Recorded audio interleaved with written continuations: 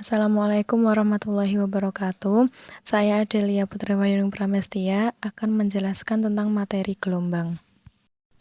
Apa itu gelombang? Gelombang dapat diartikan sebagai gejala rambatan dari suatu getaran atau usikan. Pengertian gelombang akan terus terjadi apabila sumber getaran terus bergetar. Gelombang membawa energi dari satu tempat ke tempat lainnya. Ini adalah contoh dari penerapan gelombang. Gelombang berdasarkan medium perambatannya ada dua jenis, yaitu gelombang mekanis dan gelombang elektromagnetik. Berikut adalah pengertian dan contoh dari gelombang mekanis dan elektromagnetik. Kemudian gelombang berdasarkan arah getarnya terbagi menjadi dua, yaitu gelombang transversal dan gelombang longitudinal. Berikut adalah gambar dari gelombang transversal. Gelombang ini dihasilkan dengan memberikan tekanan secara periodik pada salah satu bagian udara, sehingga molekul-molekul udara di sekitar daerah tersebut ikut bergetar. Molekul yang bergetar menumbuk molekul di sekitarnya diam, sehingga molekul yang mula-mula diam ikut bergetar dalam arah yang sama. Begitu seterusnya, sehingga molekul yang makin jauh ikut bergetar. Ini adalah fenomena perambatan gelombang. Arah getaran persis sama dengan arah rambat gelombang. Berikut adalah gambar dari gelombang longitudinal. Gelombang ini tampak bahwa arah getaran sejajar dengan arah rambatan gelombang. Serangkaian rapatan dan regangan merambat sepanjang pegas. Rapatan merupakan daerah ketika kumparan pegas saling mendekat, sedangkan regangan merupakan daerah tempat kumparan pegas saling menjauh. Jika gelombang transversal memiliki pola berupa puncak dan lembah, gelombang longitudinal terdiri atas pola rapatan dan regangan. Panjang gelombang adalah jarak antara rapatan yang berurutan atau regangan yang berurutan.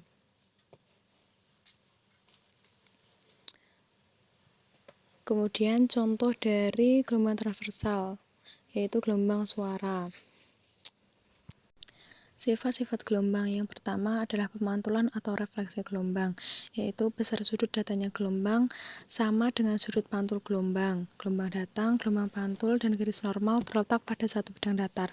Yang kedua, pembiasan gelombang.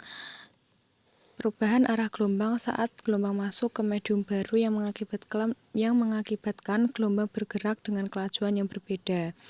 Kemudian yang ketiga, perpaduan atau interferensi gelombang, yaitu perpaduan gelombang terjadi apabila terdapat gelombang dengan frekuensi dan beda fase saling bertemu.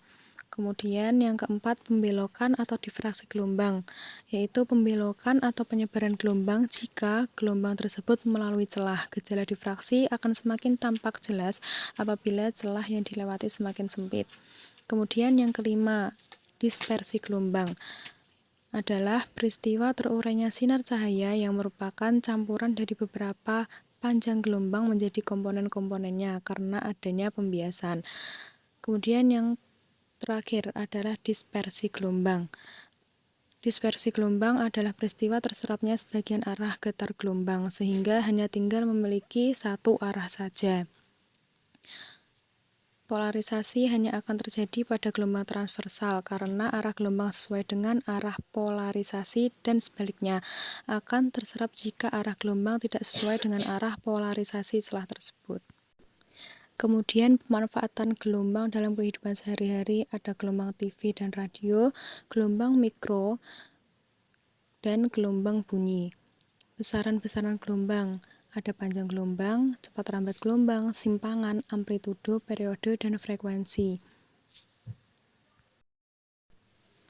Lalu ini adalah contoh soal tentang gelombang dan juga jawabannya.